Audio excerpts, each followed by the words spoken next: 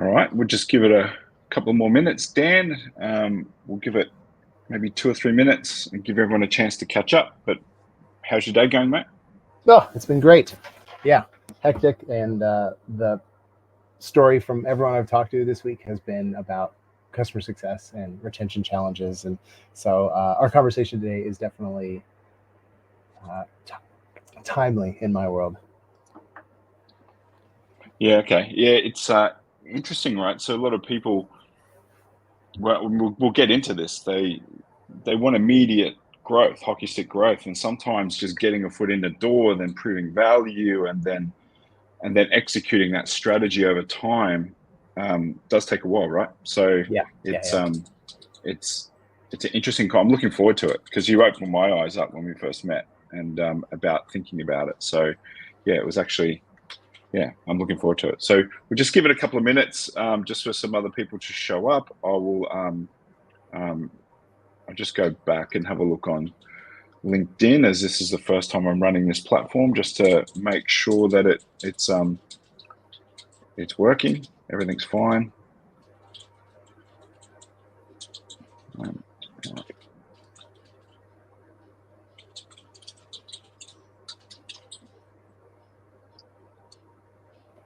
just okay.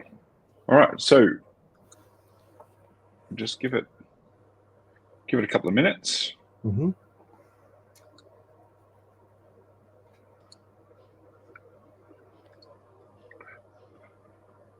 Mate, I guess we'll get going, right? Just to respect everyone's time. Welcome to this first live session on LinkedIn. G'day, Adam. Nice to meet you. Guys, nice to see you again. Sorry. Yeah, hope New Zealand's going well. And your bike startup, forget the name of it. Give yourself a plug, Adam. What's your company called again? I think it's Bike. I don't want to say say it wrong. I've got the name wrong in my head. But welcome. So Adam's actually building a massive directory for all different bike parts for all cycling bikes. It's a complex world, so he's taking on the mammoth task of creating a marketplace so people can easily find the parts they need for their bike, stretching across all the multiple different brands. So all for Bike Matrix. Bike Matrix. Yeah. Nice. Yeah. So I saw you did something on LinkedIn the other day, Adam. So it's yeah, congratulations. It'd be good to check in with you in the next few weeks, see where you're going and how everything's going. So, right. So just to respect everyone's time, we might get going. Dan, I'm really looking forward to this conversation, learning more about your view on customer success, and then, talking a little bit about how sales and customer success join together, form a stronger team, and actually help realize real hockey stick growth. Yeah. No, thanks for having me. This is a topic that I've been forced into over the years. My background is by default sales and a little bit channel. And when I ran my first P&L at a software or a SaaS company, I quickly learned that leaky bucket metaphor that everyone is always throwing around, that's a real thing. Mm-hmm. And it is exceptionally hard to grow a subscription business, especially like a B2B software one, through sales, if your customer retention metrics aren't really tight and trending in a really positive direction. So this is now like my personal crusade at every company that I come across is hey, talk to me about your retention. And invariably, not invariably, often they say oh yeah, no, it's great, everyone loves us, the people are using the product, and I'm like, cool, let's talk about that more. And quite often I'm getting ahead of a future churn bomb and trying to help them see that. So, but before I get too far ahead of myself, yeah. Yeah, it's an interesting topic because I've been involved in high value B2B SaaS sales, right? And some of those sales cycles can be upwards of 12 months to 2 years. Mm-hmm. And you go through all this work, and at the end you're like, oh, yes, I can forget about that and move on and go to look for other sales. But in reality, that's really only the beginning of the relationship, right? And although they may locked into a contract term, you can't start erasing value because it actually starts leaving a bad taste in their mouth and can cause churn later on, which is what you said, right? So, mate, before we get into it, do you want to give everyone an overview of yourself, background, who you are? Yeah, sure thing. So hi, my name is Dan Ross. I have been in the tech SaaS world for about 13, 14 years. Spent the first 7 of it in and around San Francisco. And I've been over here in Sydney for the last 7, returning to my country of birth in spite of my accent, and came over here to be the general manager of a company called Optimizely. And for about the last 5 years now, God, I can't believe it's been 5 years. I've been acting as an independent coach, consultant, advisor, fractional chief revenue officer, part-time head of sales, whatever you want to call it. And Gavin and I bumped into each other a couple of months ago, and birds of a feather, so we decided to to chat about this in a more public setting. Yeah, okay, excellent. And for those who don't know me, I'm the founder of Sales Market Fit. My passion is really aligned with Dan's. I'm really passionate about helping founders of B2B startups, especially technical founders, maximize their technical skills to create a unique sales strategy, right? And get control back of sales. So that's my background. Been doing that since in the SaaS space since 2015. And there's a whole topic that's for another day, which we'll talk about that. So, Dan, and if you haven't read his yep. book, read his book. I'll just say that now. Just shameless plug for you. My white paper. Your white paper. Thanks. Sorry. Yeah. No, that's okay. It will be a book one day. It's in the making. All right. So when we first met, you put this statement out, which is what the which is what the topic of this is real hockey stick growth comes from CS, customer success. When I first heard it, me being a proud salesperson trying to change the world in sales, I was like, "You arsehole." And but it's actually true, right? It's actually true. So, can you go into that and your point of view on that, and then we'll go from there. Yeah, I'll put a little asterisk next to it, and I'll just say in most cases. So there are some businesses that are not long-term subscription businesses, or there's not a lot of upsell, and it's like really high churn. But for most of the people that we talk to every day, so B2B, software, annual contracts, or even monthly contracts, keeping the customers that you've already earned and hopefully helping them achieve more value, thus that you can extract more value over time, is the difference between a world-class software company and one of the tens of thousands that never make it. And and I've seen companies with wildly effective sales engines that fail to reach escape velocity because they never get their churn under control. And that's not necessarily a sales problem. It could be product market fit. It could be a lack of investment in CS. It could be competitive threats, regulatory, whatever. But the difference maker between a 20, 25, 30x multiple with an IPO or an excellent acquisition versus like middling, we've raised a bunch of money and we can't seem to figure this out and we're just slowly bleeding, is on the CS side. And, okay. And can you talk about the fundamentals of that? Why do you see that being the case? Actually, you know what? I threw together some slides to visualize it because I realized I'd be trying to hold a bunch of numbers in my head. Could I throw that up on the screen real quick? Yeah. Okay. Yeah, absolutely. Okay. All right. Cool. Oops. All right. Here. Okay. So let me just present this real quick. And sorry. Okay. So I'm going to steal some content from a company called Winning by Design. They use this thing called the bow tie. They take a traditional sales funnel, which goes from wide to narrow, and they turn it on its side and they invert it to show what happens after a customer comes on board.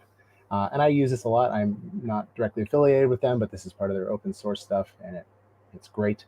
But the thing I'll point out on here, and this is something that most sales organizations and companies at large miss, is the middle of the bow tie is where a customer signs a contract. And that's where we on the sales side are like high-fiving. We're so excited. This is the best thing ever. We got to recognize this revenue now or in the near future. We're doing great. But from the customer's perspective, that's just a signature. They have realized no value yet. And there's actually a kind of an incongruence there. And so you'll look kind of just past onboard where that impact is achieved. That's where the customer achieves value. And so we, as a whole go-to-market function, should be orienting ourselves around that moment and beyond, not just getting to the signature. That's like kind of the first big obvious thing. But you'll also notice the way they shape this bow tie is, you talk to a bunch of people. I'll go from this way. You talk to a bunch of people, you whittle them down, you get some excited, you close some, but then those are you've worked so hard to get them. You need to invest in keeping them, and if you've got a product to support it, growing that footprint over time. And so I put together a few different scenarios of like retention and net new customer growth, just to show what I mean by like the real hockey stick. So this is a software company that is closing $1 million a year of new revenue. That's the green bars at the bottom. They have a sales team that can reliably produce $1 million. And if they had a 100% retention rate, well, every year they would just add $1 million and then renew last year's $1 million. And then 1 turns to 2, turns to 3, turns to 4. So after 10 years, you've got $10 million. And 100% net retention is great. And you'll notice you can get to be a $10 million business with a $1 million a year sales team. But then let's have a look. Yep. And this is something I see all the time. What happens if we have a 75% customer retention rate, which means for every $100 our customers pay us on January 1st, we're getting $75 by the time next January 1st rolls around. So it's a 75% retention rate. You can see that this growth curve flattens right out. Instead of being a linear 45-degree angle, it's flattening out. And even though we're adding $1 million a year in revenue, after 10 years, we've still only got, about a $3.7 million company. So we've had to sell $10 million of software to have a $3.5 million company. And we've had to spend that money. Now, if you layer in the fact that most companies in the B2B software space with like a sales-led or sales-assisted approach have a payback period of between sort of 8 and 14 months. For some of these people, they're actually underwater on customers if 75% of them leave every year. Right. Now let's turn that around and let's say, you know what? We still have $1 million a year sales team. We don't invest any extra money in sales, but we've figured out how to grow our customers by 15% every year. So if we have $100 on January 1st, we have $115 on December 31st.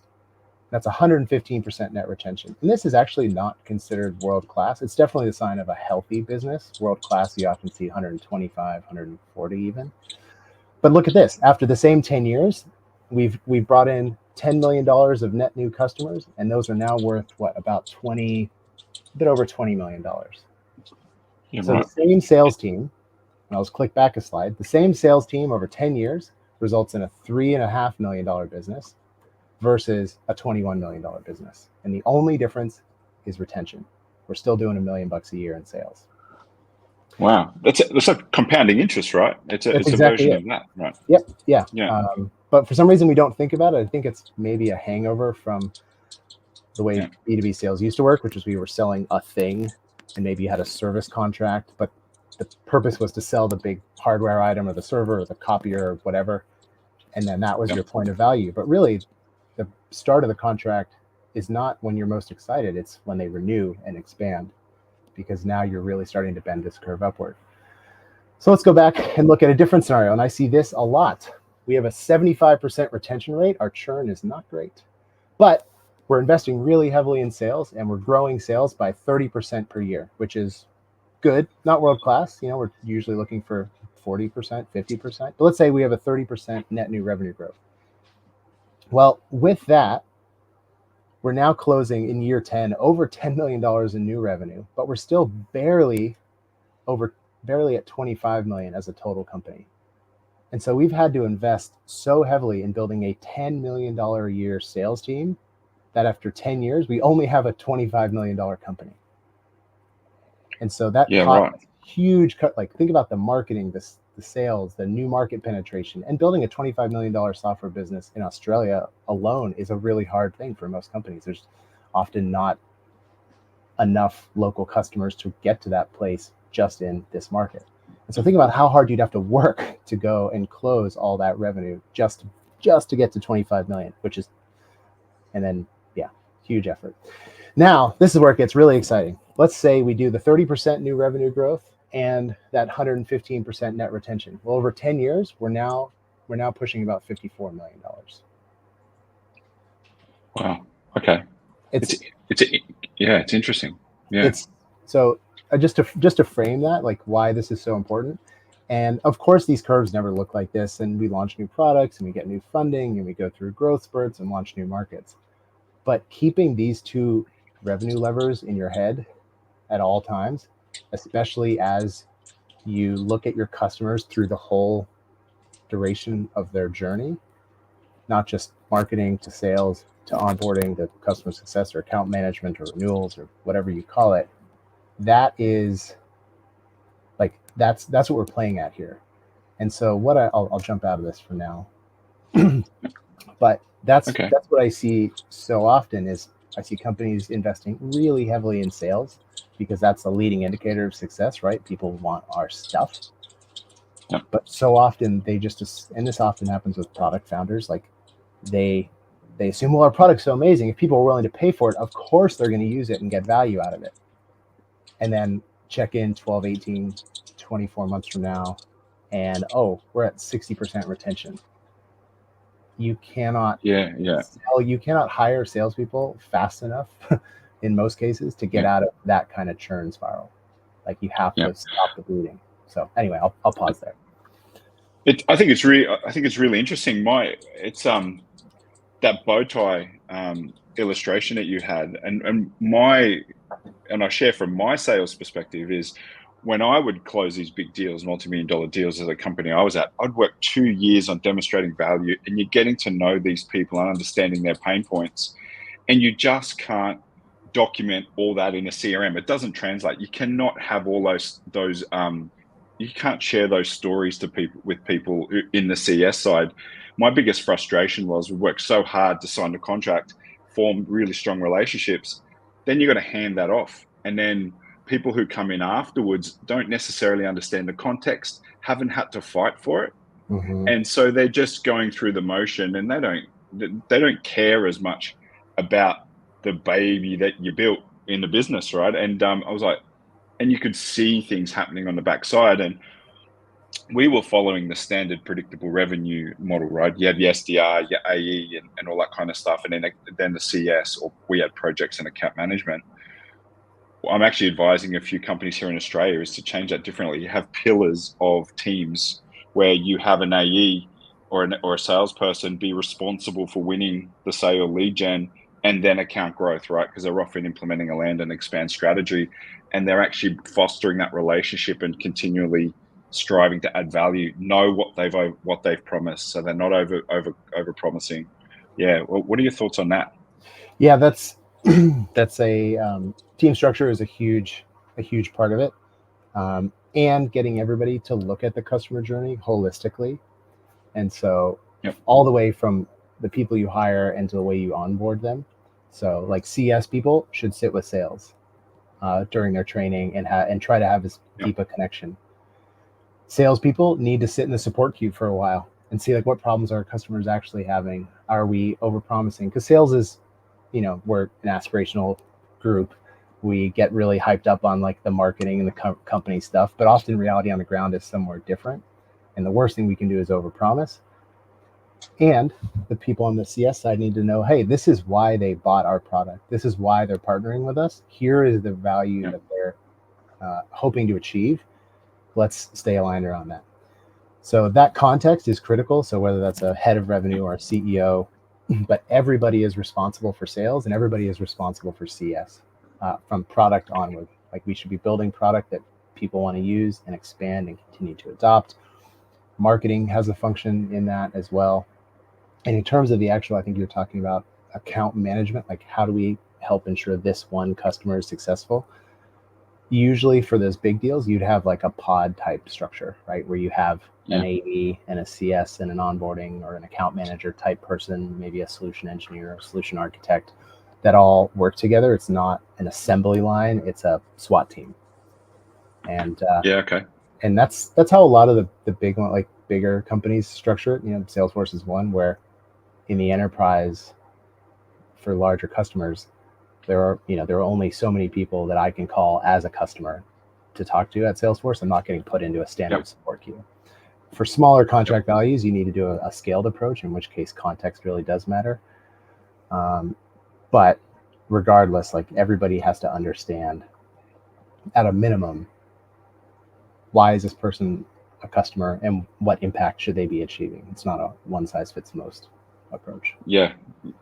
Okay, yeah, interesting. So yeah, okay. So look, I've got some questions here. We might just run through them, and Yeah. then there's so many things I want to pack apart on that. But if we do that, I'm not going to get the questions right. So I guess when should a business begin hiring CS? Oh, and also, if anyone has any questions, I'll put it in the chat there. Please put it in the chat, and then I'll bring it up on the screen, and we'll answer it the best we can as well.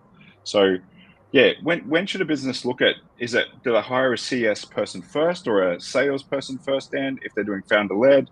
Like what's your advice here? Classic consultant answer, it depends. I think it depends on the product and how it is adopted and utilized. Like if it's a pretty low touch sort of thing, like it's sitting off on the side, or its uses are self-evident, like a Slack, right? Slack doesn't require a lot of enablement. You just kind of plug it in and go. You probably won't have to quickly. If you have a product maybe that's going to insert itself in a workflow and requires like a high degree of adoption, and then that adoption has to translate to some like executive value metric, you probably want to start looking for somebody to be accountable to that pretty quickly. And then on the, let's say the smaller end of town, where it's like a freemium model where individual users can put in a credit card or something, or teams can join one by one. Often your first CS person might be the person who's like going through support tickets, right? And they'll say, hey, we've got a lot of customers at this, or a lot of individual users at this company, and they could be getting better value if they were on a Teams plan or something like that. So, but I say that from a hiring perspective.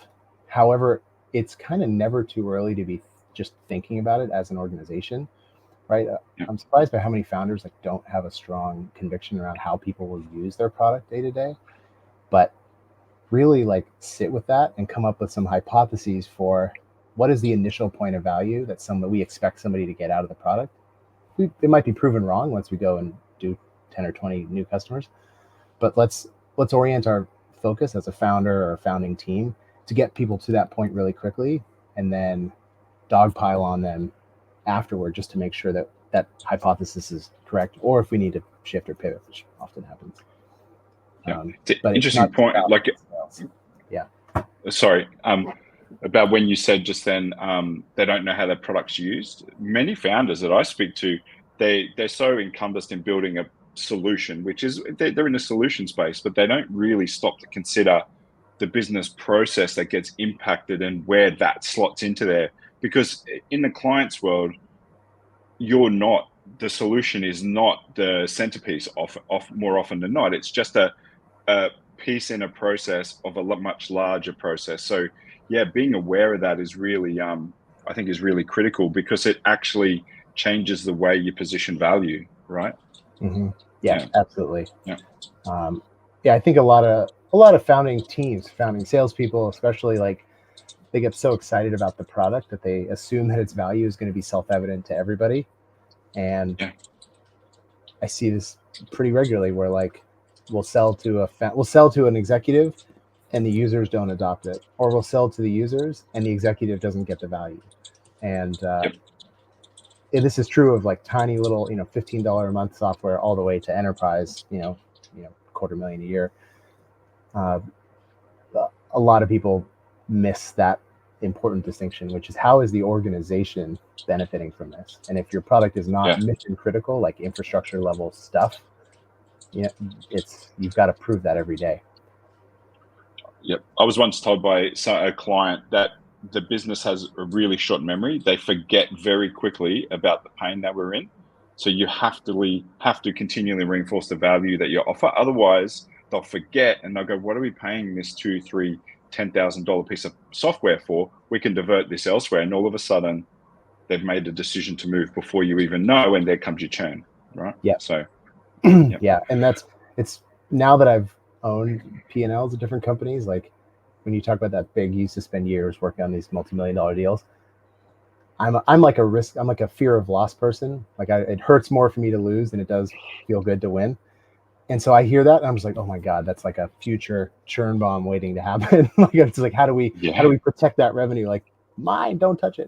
Because I've had those surprise enterprise churns, even from customers who were using the hell out of the product and really pushing the boundaries. I lost a $400,000 a year US customer who'd been a customer for 3 years, more than 3.5 years.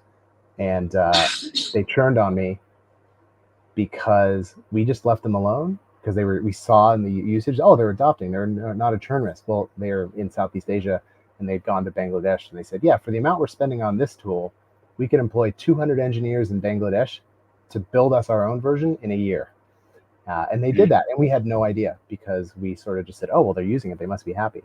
And it's like, oh my God, we could have afforded to hire and pay for an entire account manager's salary just to protect this one customer. Yeah. So. I think an analogy here is if you're not continually courting your partner or girlfriend, someone else might be, right? So it's you've got to be very careful. So what are some customer success? Why are customer success and sales more aligned than what people think? What's your view on that?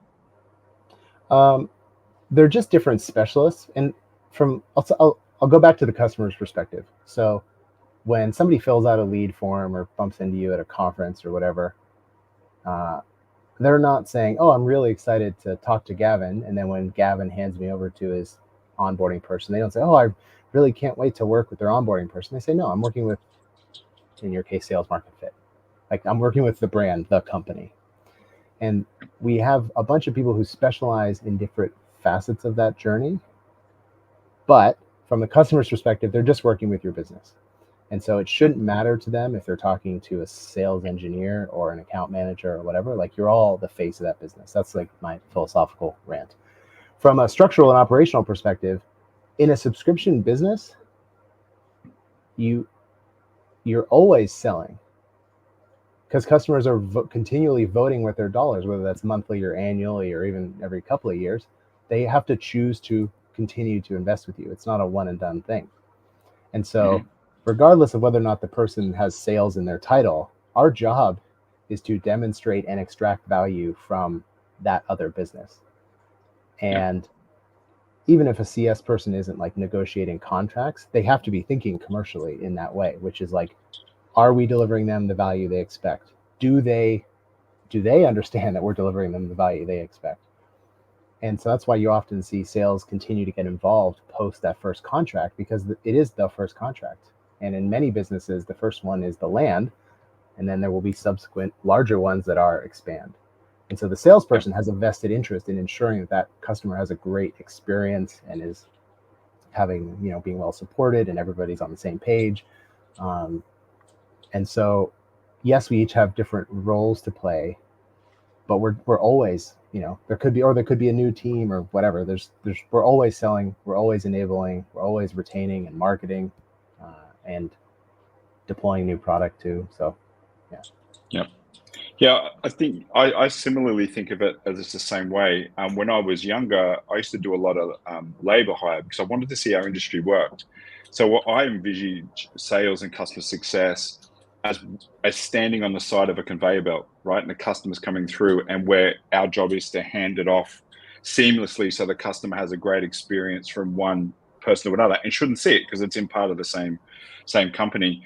The main thing that I see the difference in the both is sales in the early days has to work a huge amount on building trust and defining their issue, the problem, and all that kind of stuff. And customer success still has to do it when their account grows. They still have to prove an extraordinary amount of value, but they don't necessarily have to work on the trust element. And that's what can take a long period of time in the early stages of a sale, because trust is assumed because you're already in the business. Maybe expanding in the other departments might be a little bit different, but still they're not going through that zero start of building trust in a relationship, because I think there's a critical point where you reach the right amount of trust and a sale can occur. Customer success still needs to follow the same strategy to articulate the problem, demonstrate value, and present it in a way that it's an easy decision for them to buy. And from what I've seen. Yeah, no, absolutely. And okay, yeah, I just sorry, got so many anecdotes on this one, but I want to I want to be respectful of everybody's time. So, what are some great examples of where you've seen marketing, sales, and customer success work well together? And then we will ask about the inverse of that not working so well together as well. So, what are some of your best practice methods that you've seen? Uh, I'll go back to what I said before, which is like the best practice is everyone has to understand what happens if to go back to your assembly line metaphor before and after them. Mhm. And that's often the source of like interdepartmental strife is people don't understand what the person before or after them does all day. Yeah, And oftentimes, and this happens when you do siloed departments where you have like a head of CS and a head of sales and a head of marketing, and they all don't have the same boss. Um, or or maybe they don't get along, they've created their own little fiefdoms, is um, you often create incentive structures for teams to not work together, right? Like you might design a sales comp plan where if the sales rep only gets commission on the first contract, but our product is one where there's usually rapid expansion in the first 6 or 12 months of their relationship. So what that does is it creates an incentive for the salesperson to really like maximize and maybe oversell the deal to get the absolute most that they can, because that's what we're telling them to do with the comp plan. And then poor CS is like, oh, that would have been a great place to get to in 3 months, but we've got to start. And now we've got this huge sort of value gap that we have to fill quickly because they're like, all right, we're paying you, 10,000 bucks a month. Let's go. Um, yeah, or conversely, if you have customer success, sometimes people give them like a an adoption metric, and that adoption metric might be a vanity metric, like logins or you know created so many X's in the product. If that you there's ways I've seen people try to juice that because that's what their boss is asking them every day, and this is yeah, hard to do at scale, but um, it's made worse by different teams having different understandings around why a customer is a customer and what the people before and after them are supposed to do. And yeah. so in the companies where I've seen it work really well, there's like a structural overlap between the teams, marketing to sales, sales to CS, and then also marketing to CS, like marketing as expansion pipeline for existing customers as a KPI. And so what I mean Okay. by overlaps, I mean if you're doing a more human-led sales approach, having somebody from CS joining before the contract is signed, right? So hey, Okay. we're working on a joint timeline together, and here's this, the contract is next, and then there's onboarding or implementation or adoption or whatever it is. Here is the person you're going to be working with, and we're going to start to have those conversations pre-sale, and then that way the handoff is much smoother and they know exactly what we're doing, and there's not like a, hey, let me introduce you to so and so now that you've signed a contract. From a marketing side too, there's so much work that we ask of customer success peoples that is repetitive communications.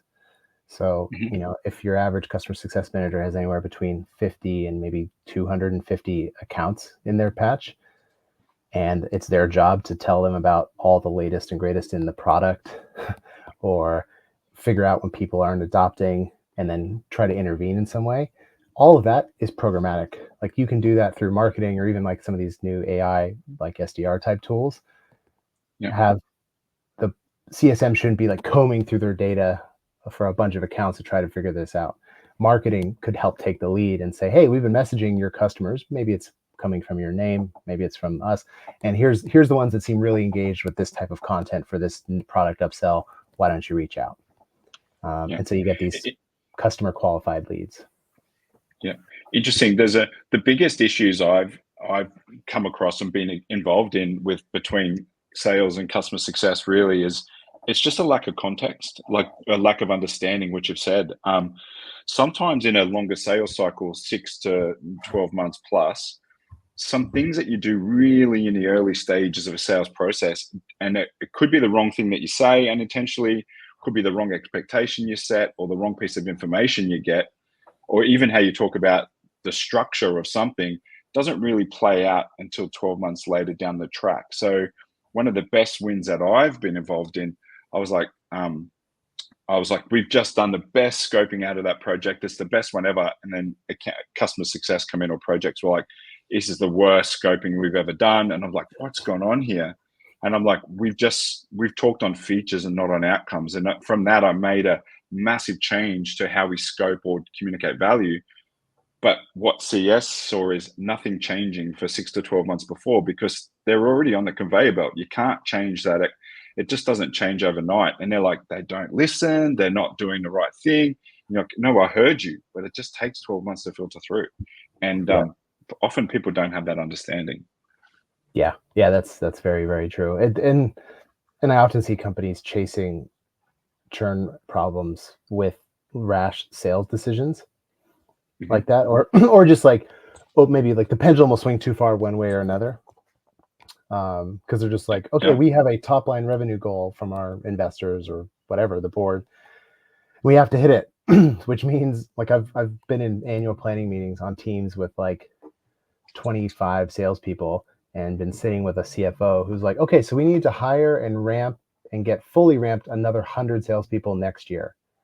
And I'll just be like, wait, why? Huh? And it's like, well, we have to get to this revenue target. And if we hire 60 people in January and they're all successful and they can all deliver $1 million this year, we can hit our top line revenue target. And it's like, that's not going to happen. Like, we're going to be reforecasting in March because we're missing our hiring target. It's interesting. I was involved in a company, right? Every January we'd hire 4 or 5 salespeople. By August they were gone. And it's not, what people do is they treat the symptom and not the cause. They think they have a sales problem, so they hire salespeople. It's actually not. What they have is a demand problem. Fix the demand and the sales will come. A sale always precedes demand. So I always say to people I work with is, it's not a sales issue. You have a demand issue. Work on the demand. And if you can work on demand, create the strong need for change, a need for your solution, then you're halfway there. Most people don't even think about that. Right? Yeah. Looks like we have a question from Adam. Yeah. Yep. Are there successful models that combine marketing, sales, and customer success? In a single unit, I've seen it work well in like little pods, like market segment or industry pods. So a company that I worked at a couple of jobs ago, we were launching into a new vertical. We were selling into media companies, and that was pretty new for us. We had typically been in like retail and online travel. And so recognizing that it was a completely different addressable market, different KPIs, different use cases, different team names, we created a media specific pod. So carved off a couple people from marketing, a couple people from sales, a couple people from CS, and kind of created a little bit of a hit squad. And so we were able to lean on our sales enablement and our marketing content creation main engine to do a rapid prototyping for this new segment. And within like not even 18 months, it was our largest single vertical. So that experiment paid off. And we would still specialize, but I don't think after that they were like fully standalone at scale. How about you, Gavin? Have you come across that before? Well, I think it largely depends on everything depends on momentum that exists in a business. You can set up AEs, like SDRs, AEs with marketing per vertical, but if you don't have the momentum, then people are going to be sitting around and not doing anything. So I don't think the Australian market is large enough to really run like an SDR, AE, CS, like potentially in streams, but I think there's pods, right? Create a pod that's efficient and then duplicate that inside another vertical, which I think is really the best examples I've seen of success. Because if someone, the others can cover the other one if someone leaves. But if you've got massive momentum and you're a Canva or a Miro, then maybe you would carve out. You'd have all different teams to match different industries and stuff like that. But it largely depends on the momentum. Like in the early days, it could be the founder-led doing the founder-led sales, and you hire CS first, right? Or if it's a technical founder and they're not that crash hot, they want to hire a salesperson next and then CS. But you've got to match the amount of sales momentum or momentum of winning clients in the business, right? I think that's doing that in a considered way. Yeah, I agree. And Just on that, I wrote a blog post a long time ago called "Sales is Last," and a lot of times, like you said, we say like, oh, we'll just like throw a salesperson at it and see what happens, or like we'll hire somebody to do this because I'm a technical founder and I really hate sales. Um, yes, there's a lot of salespeople floating around, but there's not as many excellent ones, and there's even fewer that can work in a company with no demand or a product that's not quite there yet. Yeah, Or that's the company that's not willing to make the investment to support them. I've seen that happen a lot with international expansion. They're like, oh yeah, we'll just go hire an AE and an SDR and insert country name, and we'll see what happens. And it's like, well, are you going to do marketing? What happens when they sell something? What about tech support? Can your product work in that language? Like, there's a lot of other things that go into it. yeah, and generating that momentum and consistent demand is one of the biggest challenges that businesses don't. Well, they think about it the wrong way. They think demand is marketing is responsible for demand. It's actually not. It starts with the founder, then sales are responsible for it, and then marketing amplifies what actually is working on the ground. I think so.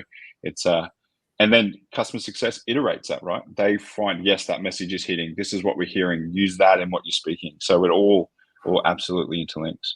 So. Yep. Um, so we're at 41 minutes, mate. We've got about 20 to go. So I guess what are some bad examples of where you see, and what's the impact there of where you don't see sales and customer success and marketing being aligned? Have you seen some good or negative examples there? Oh, far more than I've seen positive. Yeah, because these are different specialist disciplines. I'm seeing more of a convergence, which is why I think over the last sort of 5 years we've seen the title of like chief customer or chief revenue officer come in, where they sit across all three core functions: marketing, sales, and success. Um, Yeah, but most companies will still have a bias towards sales first, uh, or maybe marketing, but sales kind of sits in the middle. It's a hard job. It's the most nebulous of all the jobs. And so you often see these little fiefdoms pop up where you've got a sales team that may be optimized for itself. Like, hey, we're really good at moving people through a sales process and closing deals. And that's what they're paid to do. But so often CS is on the other side. They don't talk to each other. They're just lobbing deals over the fence, and it's amazing. I'll go into companies pretty frequently, and their sales engine will seem sort of fine and healthy, and you go talk to customer success, and there's like a really toxic culture thing going on between those two. And you ask sales what they think of marketing, and it's the same. And part of it is like, oh, that's just like tales old as time, but that is a like structural weakness for companies, and the ones that often struggle with revenue and retention, that is like at the core. And so then I'm sitting there going to like their VP of sales and their VP of success and trying to like pull them together to be like, you have optimized locally, you have not optimized for the customer. We need to introduce some like strategic friction into both of your teams, maybe slow you down a little bit, for the customer experience and the customer's longevity. And yeah, that often manifests with like, hey, they're like, oh, this is like our number one sales rep. This person has been crushing it. They've closed, X million dollars. They're so good. And you go talk to CS, and like, yeah, their customers are the worst customers. They have a retention rate yeah, of 40%. yeah, They're half of our tickets. And you're like, okay, something doesn't add up. And that lack of connection uh, is so toxic. And you need a strong go-to-market leader, and that could be the founder, to make sure that everyone's on the same page and you can bridge that yeah. gap. I think that goes all the way back to what we were speaking about before, is understanding what you're really selling, right? And in my experience, if you're a salesperson, all you care about is closing the deal, you will let those little misunderstandings slide, because those misunderstandings can slow a deal down. And then all of a sudden, at deal signing, yeah, they may sign for 3 years, but they have all this false expectation of what they're going to get from the deal, the wrong set of outcomes, their wrong expectations. And then unfortunately, customer success has been left to deal with that negative, not negative, well, the negative mindset that they come in with. And they're forever in damage control, and it causes so much of their effort. And then it's just churn waiting to happen. Yeah. I think it's sales. There's two ways I see. You can deliver someone like that, and then it's churn, or you can really. There's a balancing act between being too honest and managing expectation. But when you find that, and you focus on what you can do really, really well, and you manage your expectation about what you can't do so well, but what you plan to fix, if the customer can be delivered at the end of contract signing going, I know what, I'm excellent, I can't wait to get started, I know where you're strong, I know where you're weak, I know where we're going to attack first. It's so much easier for everyone else. But that only works when you get that feedback loop, right? So if I wasn't in that meeting back when I was in this company and didn't hear that that was wrong, I was like, I thought I was doing excellent. But we had strong relationships, and it required a bit of thick skin, right? Because you go, okay, well, actually, I was responsible for that, so we got to fix it. So yeah, absolutely. It's so funny. I'm working with a company right now, really like transformative technology, like could change a lot of things about a lot of things. I won't share too much detail. However, their marketing message and their investor pitch is so aspirational and inspirational, but the product isn't there yet. It's really like, here's where we're going, and where they're going is so sexy, but the product isn't there yet. Like it's not. And so what's happened is they've gone out and sold their first several hundred customers on the dream, even though almost none of them have the maturity or sophistication to get that kind of value, even if the product worked that way. But because the product doesn't work that way, their NPS is, through the floor. It's bad.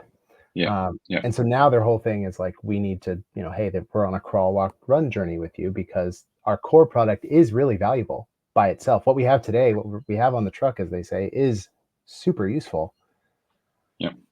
And if you stick with us, this is where we're going. But even if we don't get there in 6 months or a year, we've still got something really valuable today. And that feedback loop only now is starting to close. But of course, they've got to let the last couple of years of sales like really wash through the business, and they need to absorb that pain and that hit to their reputation while they reset expectations. It's interesting. I've been involved when you have an enterprise product or a B2B that like is high ticket value, you're always going to be incomplete, right? You're always going to be chasing with features and functionality. I think about it visually. Like, you got to know the solid outcomes, the competitive advantage you have, and it may be only a really thin line, but know where your value is and don't stray outside of it. It's when you start getting outside into that gray area, those false expectations can be that can really cause you problems, and others have to deal with it beyond sales. But then understand when they release certain functionality, that line just shifts just marginally, but over time it gets wider and wider. But you've got to know the business process that you impact and what you don't, right? And you've got to document it somewhere.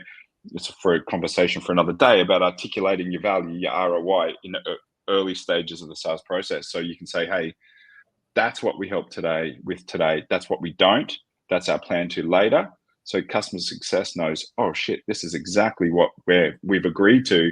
Yes, I can work within this, right? So, and it's an interesting scenario that I see happen a lot. It's so funny. Yes, like what are the scenarios where it's not going well? And I don't want to sound too like down, but a lot of times it's not going well, and that's okay as long as you don't keep trying to solve the problem locally within your own team, and that requires strong executive leadership to create the space to fix that sort of stuff. And I can appreciate the founder's perspective, right? They've got to go out and raise capital and make their baby look prettier than what it is, right? And so people invest, and they often take that same mindset to the customer and go, hey, look, this is what we're doing. And they use the same pitch, but in reality, they've got to actually come down a bit to what the actual reality is to manage that expectation. And that requires often people walking a path to go, oh God, I got myself into trouble there. I don't want to do that again. So, so customer experience planning. So we've got probably 10 minutes, probably one more question, and then we'll see if anyone has any questions on here. So if anyone has any questions, just please put them in the chat. Talk to me about customer experience planning. What is it? And when you mentioned it's never too early to start. Can you talk about that? If you start with the product and how individuals, teams, and companies will use it and get benefit from it, you can kind of reverse engineer all the steps that need to happen on their side, your side, or through a third party partner in some cases, to get them to that place. And in the early days, I also don't want to, I know we've got a lot of early stage founders and team members here. I don't want to make it sound like everybody has this figured out, because they don't. But a lot of times we will put together a product that's like really kind of sexy, or takes some part of someone's job and like makes it 10x easier, better, faster, whatever. And we assume that that value is self-evident, and therefore if we just get it in people's hands, they'll use it. But like really like sit with it, and beyond the user testing, but like get in there and figure out, okay, how does an organization get value out of this? And recognizing that our product isn't going to do today what we want it to always do, but where are we at, and how do we make sure that our customers can get the most value out of what we have? And then just work your way backwards. So, okay, if there's some sort of enablement that needs to happen, is that human led, or can we do it in product or through some other autonomous means? Is there some sort of other value metric that needs to roll up to executives? Okay, how do we want to communicate that? Is that in product or through some other means?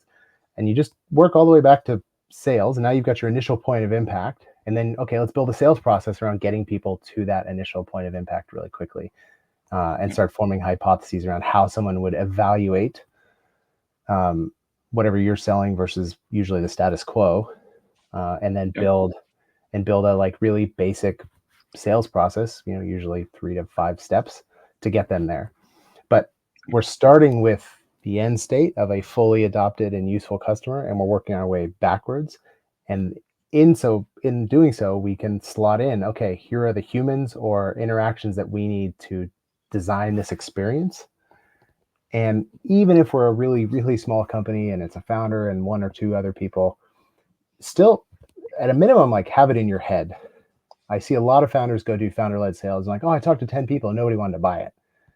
And I was like, what did you do? And they would usually go in and just like, here's all the things the product does. Let me show you all the cool features we've built. Isn't that sexy?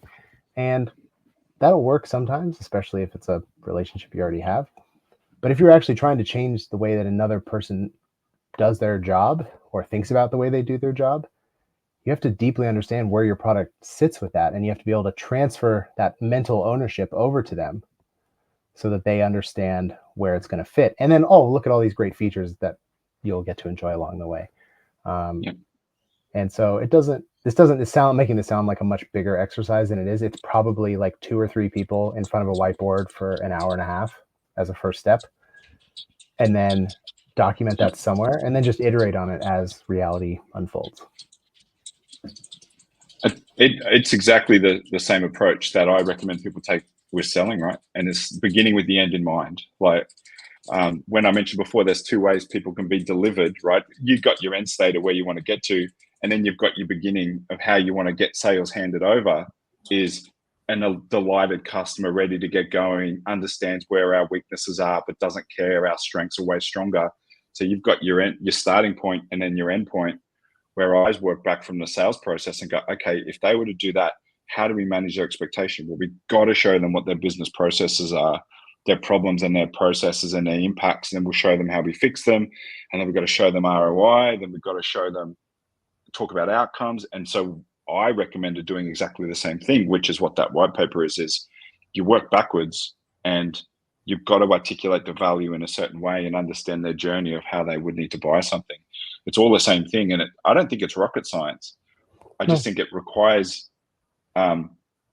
iteration, and it requires constant effort to form hypotheses and test them and go, oh, that wasn't right. There's only so many issues that you can make in this journey, in mistakes. As long as you're not afraid to do it and have an adapt and get better every single time, you'll eventually create an excellent sales strategy that leads into excellent customer success. Right? Yep. And a good starting point is, what is the moment where your new customer is excited about their decision to buy your product? Where like, okay, this was the right move. What is that moment? What's happening in that situation? What have they done? What have they learned? What value have they seen? And then you can work forward and backwards from there. And that will change over time too. Absolutely. And as So I call it a holy shit moment. When did you deliver an epiphany or a holy shit moment, right? You can see it. If you're looking for it, you can see it. And then, and as long as you know what you're looking for and you go, that was one. And a great sale, especially a complex sale, is many epiphanies along the way. Or epiphany is, in my mind, the definition of that is delivering some key insight, some key piece of value, or they've recognized, they've tied the solution to an actual problem in a demonstrable way. And they've gone, oh, I did not think about that. That's amazing. Wow, I did not know you can do that. If you can continually aim to do that, then no matter where they sit on that conveyor belt, that can only be a good thing. And as long as you can capture it, you can repeat it. Yep. So yeah, absolutely. Yeah. I'm just thinking through one example. Sorry, of a company when I worked at Optimizely, we coalesced around that like initial point of value, which we were like a website experimentation A/B testing company, and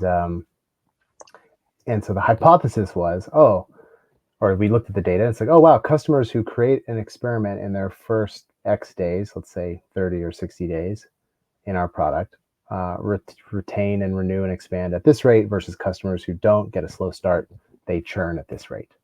Okay, cool. So we oriented the entire organization on getting people to their first experiment quickly.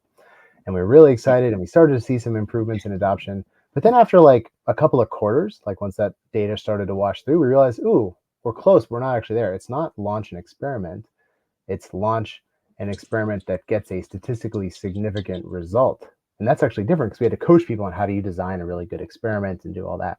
So then we did that for like a couple of quarters, and it was starting to improve, and our retention and adoption was improving. They were like, actually, it's not just a statistically significant result. It has to be a statistically significant winning result. Because oftentimes people do an experiment. Most experiments don't have a positive result. They're just learnings. And the moment where companies got really excited was when they had a winner. And that actually is a much different adoption challenge than just getting someone trained up on the product. So we would have to like really coach them through that. But once we did that, the whole revenue curve bent upwards again. Going down into the principles of that's outcome focused, right? Giving them the right outcome for them to make a decision to go, this is demonstrable value. Yes, I'll move forward. And that's, an interesting, interesting thoughts. Dan, we're so aligned on this stuff. I could talk for another 2 hours, but people are probably got to get back to work. So if anyone has any questions, please let us know. Dan, how can people get in contact with you? Through LinkedIn, no doubt. I will see if I can get your details here as well. I'll put it in here. But how can people reach out, and what can you, I guess, what's your skill set then? How can you help them? Yeah. So reach out through LinkedIn or dan@yourcro.co. And my skill set is all things go-to-market. And I love working with early stage companies, sort of seed to Series B, helping them unlock their go-to-market potential, whether that's coaching sales reps, designing customer journeys, or helping founders be better go-to-market leaders. Those are things that get me really excited. Yeah, awesome. And thanks a lot, Dan. I'll just put that in I think I'll put that in the chat there. So your LinkedIn profile's there. If anyone wants to look at the Sales Market Fit white paper, which talks about the early part of this, Dan's across the whole spectrum. I'm really about differentiated sales strategy. You can find that on my profile. But thank you very much. Really appreciate it today, mate. And it was excellent. Awesome. Thanks so much. Take care. Thank you. Bye, everyone. Bye.